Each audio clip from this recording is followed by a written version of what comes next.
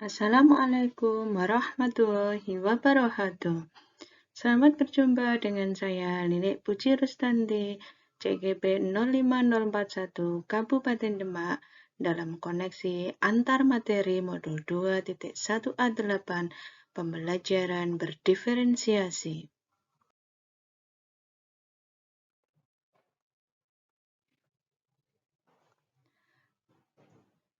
Apakah pembelajaran berdiferensiasi itu? Pembelajaran berdiferensiasi adalah serangkaian keputusan yang masuk akal atau common sense yang dibuat oleh guru yang berorientasi kepada kebutuhan murid. Diferensiasi meliputi 3 hal. Yang pertama adalah diferensiasi konten, proses, dan produk. Diferensiasi konten meliputi pengetahuan dan keterampilan pada materi yang diajarkan. Diferensi proses meliputi ragam, tahap, jalur, kesempatan, demonstrasi pemahaman, dan proses yang terjadi pada saat pembelajaran. Sedangkan diferensiasi produk adalah perbedaan dari jenis produk yang dihasilkan dalam sebuah pembelajaran. Berkaitan dengan pembelajaran berdiferensiasi, apa saja yang harus dilakukan oleh seorang guru? Bagaimana guru menentukan pembelajaran kepada muridnya? Yang pertama, guru harus memiliki tujuan pembelajaran yang didefinisikan secara jelas dalam kurikulum. Bagaimana guru mampu menyampaikan tujuan pembelajaran secara jelas kepada murid. Yang kedua adalah cara merespon kebutuhan belajar murid.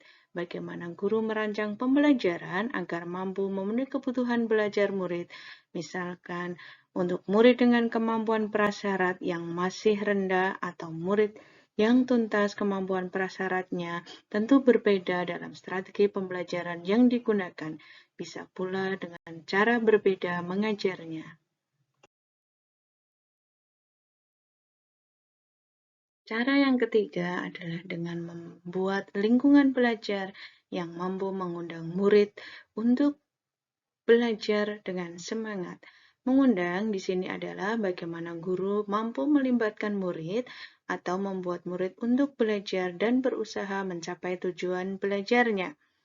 Selain itu, murid menyadari bahwa selalu ada yang mendukungnya dalam proses belajar. Yang keempat adalah manajemen kelas yang efektif. Manajemen berarti tentang bagaimana guru dapat membuat prosedur, rutinitas, metode yang membuat murid bebas memenuhi kebutuhannya. Perlunya struktur yang jelas sehingga murid dengan berbeda cara atau sumber dalam memenuhi kebutuhan belajarnya tetap dalam kelas yang efektif.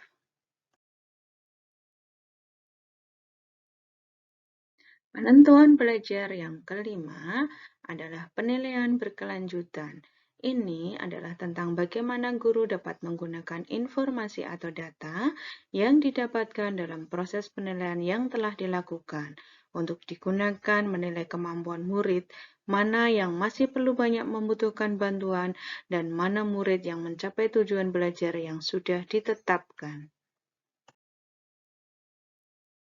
Bagaimana mengimplementasikan pembelajaran berdiferensiasi?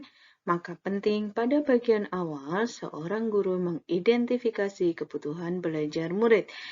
Kebutuhan belajar murid tersebut meliputi 3 hal. Yang pertama adalah kesiapan belajar murid, minat belajar murid, serta profil belajar murid. Identifikasi kebutuhan belajar murid. Yang pertama adalah kesiapan belajar murid. Kesiapan belajar murid berkaitan dengan bagaimana persiapan mental fisik murid dalam belajar.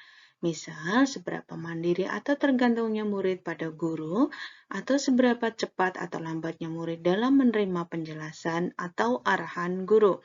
Selain itu, kesiapan belajar murid juga berkaitan dengan tingkat kognitif murid, apakah pada posisi berpikir konkret atau sudah abstrak, apakah masih bersifat sederhana atau kompleks.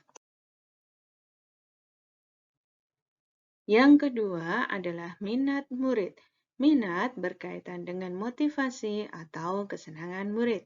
Hal ini bisa dilakukan guru dengan cara yang pertama adalah cocokkan. Artinya, guru harus mampu mencocokkan antara minat murid dengan tujuan pembelajaran yang akan dicapai. Yang kedua adalah koneksikan. Perlu seorang guru menunjukkan hubungan antara materi pembelajaran agar murid dapat menyadari keterkaitannya. Yang ketiga adalah jembatani. Guru harus mampu menyambungkan pengetahuan awal murid dengan pengetahuan baru. Maka penting bagi guru mengecek kemampuan awal murid sebelum memulai atau memberikan pengetahuan baru. Yang keempat adalah motivasi. Penting bagi guru juga untuk mengetahui motivasi murid untuk belajar sehingga mampu menumbuhkannya dalam semangat belajar.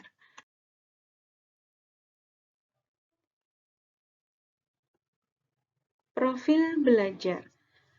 Profil belajar murid berkaitan dengan lingkungan, budaya, gaya belajar, dan kecerdasan majemuk seorang anak atau murid.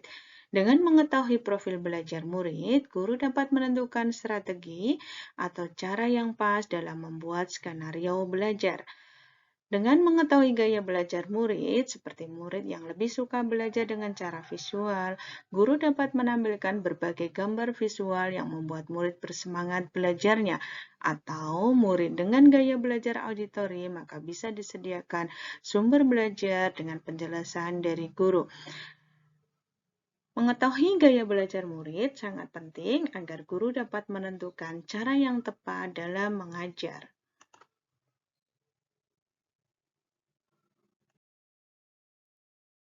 Bagaimanakah mengidentifikasi kebutuhan belajar? Yang pertama, harus memetakan belajar murid. Selanjutnya adalah minat murid dan profil belajar murid. Selain itu, harus mengamati perilaku murid-murid di kelas, mengecek pengetahuan awal murid melalui tes diagnostik, melakukan refleksi terhadap praktik mengajar, berdiskusi dengan guru sebelumnya, atau dapat juga dengan menggunakan penilaian formatif atau diagnostik sebelum pembelajaran. 3 strategi mendiferensiasikan pembelajaran. Yang pertama adalah diferensiasi konten. Hal ini berkaitan dengan materi ajar, konsep, dan keterampilan yang harus dipelajari murid berdasarkan kurikulum. Terlihat dari pengorganisasian murid dan membedakan format penyampaiannya. Yang kedua adalah diferensiasi proses, yaitu berkaitan dengan kegiatan belajar atau proses berkegiatan belajar yang dilakukan murid untuk memahami sebuah konten.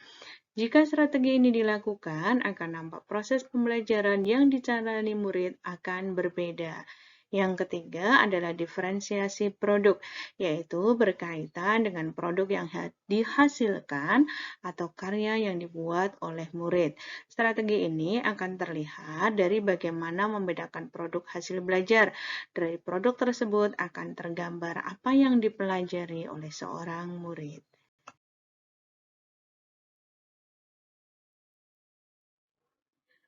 Kesimpulan dari apa yang kita pelajari adalah strategi mendiferensiasikan pembelajaran dan bagaimana pembelajaran berdiferensiasi. Yang pertama, pembelajaran berdiferensiasi adalah pembelajaran yang memerdekakan muridnya. Dikarenakan pembelajaran berdiferensiasi dibangun atas dasar memenuhi kebutuhan belajar murid. Pemenuhan belajar murid adalah salah satu hal mendasar dari proses pembelajar yang menekankan kodrat murid. Yang ketiga, pembelajaran berdiferensiasi dapat menumbuh kembangkan profil pelajar Pancasila yang menekankan pada keberimanan, kemandirian, gotong royong, kebinekaan global, bernalar kritis, dan kreatif.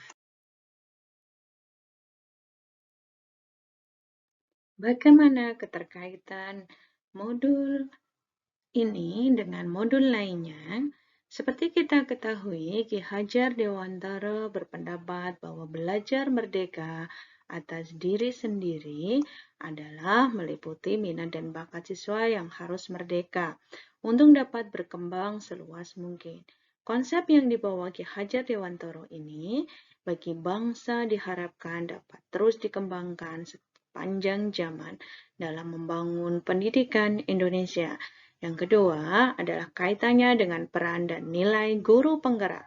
Guru harus mampu menghargai dan mendorong serta mengembangkan potensi yang dimiliki siswanya.